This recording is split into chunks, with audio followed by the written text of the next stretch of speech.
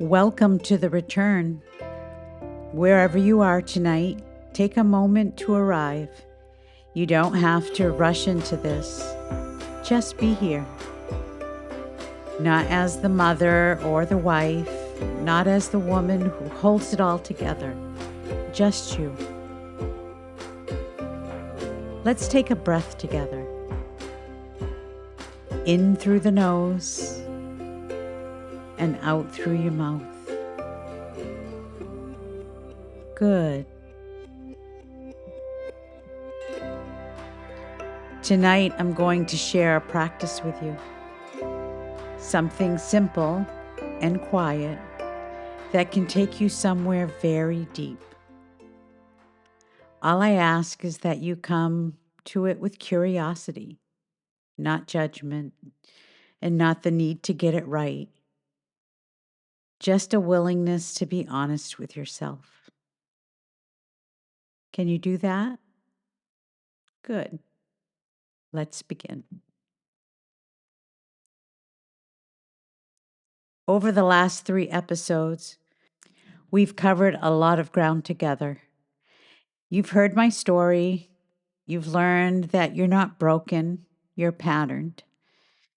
And you've met the 4 bodies: spiritual, mental, emotional, and physical. And you've started to notice which ones have been doing all the heavy lifting. But knowing all of that and understanding it, even believing in it, is not the same thing as being able to do something with it. And I never want to be the kind of teacher who gives you beautiful ideas and then leaves you standing there with no way to put them into practice. That's not how I work. And that's not what this podcast is for. So tonight, I want to give you a tool, something practical, something you can use tonight or tomorrow, next month, for the rest of your life. It's called the 5 Whys. Now, the 5 Whys didn't start where you might expect. It started on a factory floor. At Toyota, the car company, engineers developed a method for finding the root cause of mechanical problems. When a machine broke down, they didn't just fix the obvious thing. They asked why. And then they asked why again and again, 5 times. Each question took them one layer deeper, past the surface symptom, until they found the real reason, the root, that everything else was growing from. It was an industrial tool, practical, mechanical, and logical. But when I first learned about it, I saw something else in it entirely. I saw a way to sit with myself, to trace what I was feeling back to something I had never been able to name, the belief underneath the behavior, the root truth beneath the pattern. Now, let me explain what I mean by the root truth, because this is a term I'll use a lot on this podcast, and I want you to understand it the way I mean it. The root truth is the deepest belief driving a pattern. It's not the feeling on the surface, not the frustration or the sadness or the restlessness. It's the belief underneath all of those feelings. The one you've been living from probably for decades. It's been running on autopilot without your consent or even realizing it. It sounds like I'm not enough, or I'm only loved when I am useful, or if I stop holding everything together, everything will fall apart. It's not a thought you think deliberately. It's a truth your whole life has been organized around. silently and faithfully without your conscious permission. And the 5 whys is how you find it. So let me show you how this works. I'm going to walk you through an example slowly, the way I would do it if you were sitting across from me. Let's say a woman comes into my practice and she's feeling resentful. She can't name exactly why, but she's been carrying this low hum of resentment for months, maybe years. It shows up when her husband asks her what's for dinner, or her children call and only want to talk about themselves. It shows up at work when she's passed over for a promotion again. So she sits down and she begins. The first why. Why am I resentful? And the answer comes easily because the surface is always easy. Because I give and no one gives back. The second why. Why do you give and no one gives back? And this takes a little longer for her to answer. Because if I stop giving, I don't know what my role is. So now the third why. Why don't you know what your role is if you're not giving? And now she surprises herself. Because giving is the only way I've ever felt valuable. It's the only thing I know I'm good at. The fourth why. Why is giving the only way you feel valuable? And her throat tightens. Because when I was young, I was only noticed when I was helping, when I was useful, when I was making someone else's life easier. That was the only time I felt seen. And now the fifth why. Why did you believe you were only worth seeing when you were useful? And there it is, the root truth. Quiet, old, and unmistakable. Because I learned that I am only lovable when I am needed. Do you see what just happened? She started with resentment, a feeling. And in 5 honest questions, she arrived at the belief that has been running her entire life. I am only lovable when I am needed. That is the root truth. That is the pattern beneath the pattern. And she has probably been living from it since she was a child, faithfully, exhaustingly, without even noticing or choosing it. Let me walk you through one more because I want you to see that this practice works no matter where you start. The feeling can be different every time. What matters is your willingness to keep asking and to be honest. Let's say another woman comes to my practice and she's feeling not resentment, but numbness. She can't feel anything. She goes through her days efficiently and being very capable and managing everything beautifully. But inside, it's quiet, too quiet. She can't remember the last time something made her feel truly alive.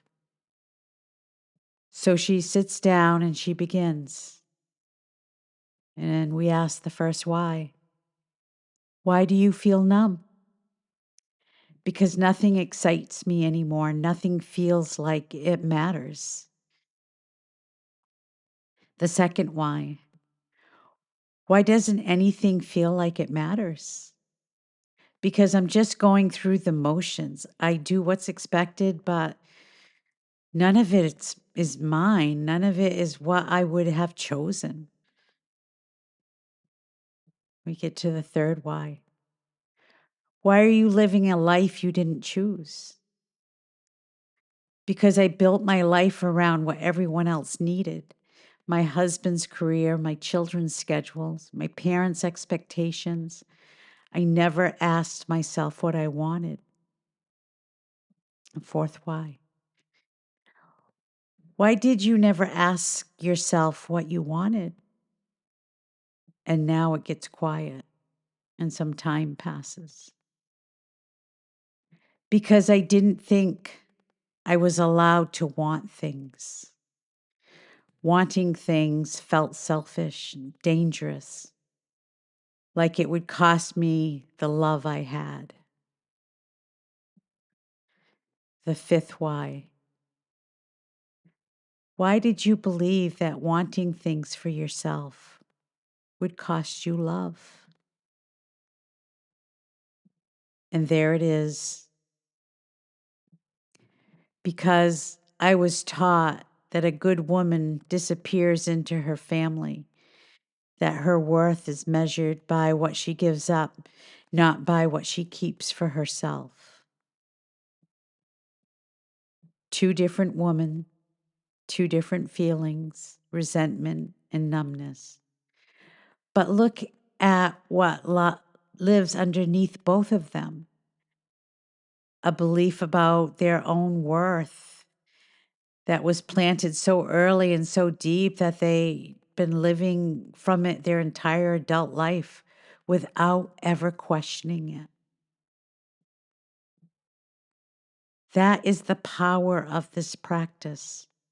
It doesn't matter where you start.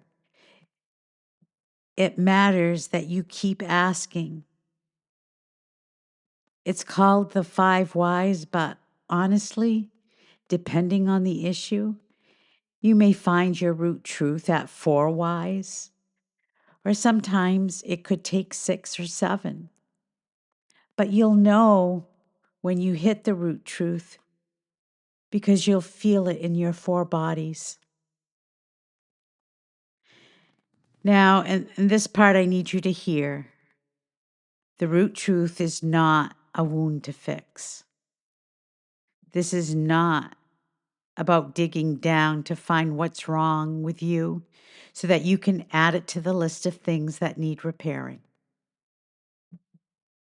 The root truth is a belief to see clearly, to hold with compassion, and then gently, in your own time, to ask, is this still true for me? Is this still mine?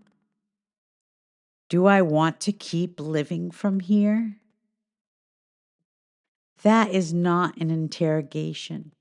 It is presence. You are not digging to find what's wrong. You're sitting with yourself long enough for the deeper truth to rise. And I want to tell you what happens next because that's the part no one talks about.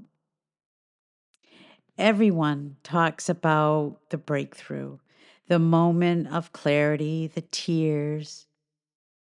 But what about the morning after? Here is what I want you to know is that finding your root truth doesn't fix everything overnight. It is not a magic wand. You will not wake up tomorrow free of every pain you've been carrying for 50 years. What it does is something quieter and, in many ways, more powerful. It gives you a choice you didn't know you had. Before you could see the root truth, the pattern was invisible. It ran you. You didn't choose it. It chose you every day, in 100 small ways, and you never noticed. But once you've seen it, once you've sat with it, named it, held it in your hands, it can never be fully invisible again. And that is where the shift begins. You'll be standing at the kitchen counter and you'll feel the old pull, the urge to say yes when you mean no, the tightening when you think about asking for what you need. And for the first time, you'll recognize it. You'll say, "Oh, there you are. I know what you are now." And in that moment, you get to choose. Maybe you still say yes. Maybe the pattern is too strong today, and that's okay. But you saw it, and seeing it is the first step towards not being run by it anymore. This is not a one-time practice. The 5 whys is something you can return to again and again. Whenever something feels off, whenever an emotion seems bigger than the moment deserves, whenever you catch yourself doing something and you don't know why. Each time you sit with it, you go a little deeper. You see a little more clearly, and that pattern loosens a little bit more. And when it does, when you can finally see the belief that's been driving everything, something extraordinary happens.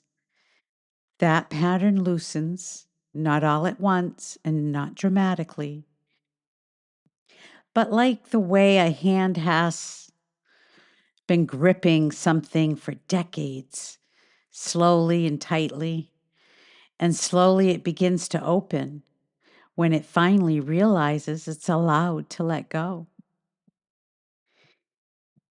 If you'd like to try this, not tonight if you're tired, but when you're ready, start with something small.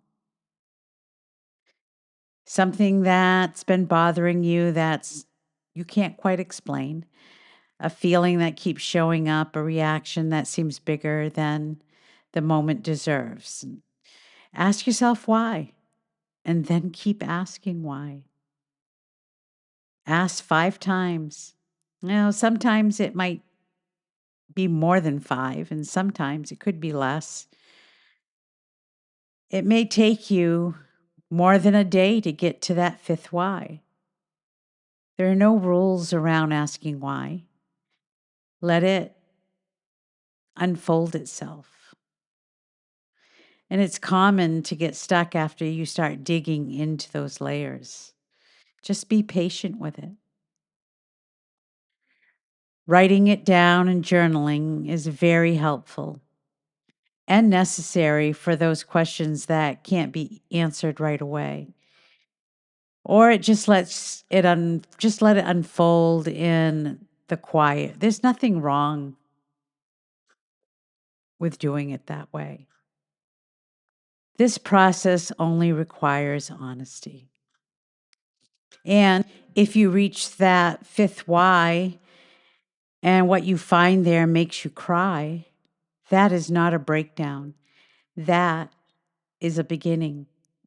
That is the sound of a woman meeting a truth that she has been carrying alone for far too long. You are not alone with it anymore. Over these 4 episodes, you've received everything you need to begin your own return. A story that told you you are not alone in this. A reframe that told you you are not broken, you are patterned. A map that showed you you are 4 bodies and all of them deserve your attention. And a practice that can take you to the truth beneath any pattern you are carrying. That is not a small thing. You are not a small thing. Whatever you choose to do with this, whether you journal tonight or sit with the 5 whys this weekend, or simply let these ideas settle quietly into your bones over the coming weeks, trust that the return has already begun. You turned it on, you listened, you stayed. That is the first step, and it is everything. Rest well tonight, and know that whenever you're ready, the next step will be there. It always has been. With love and steadiness, Tammy.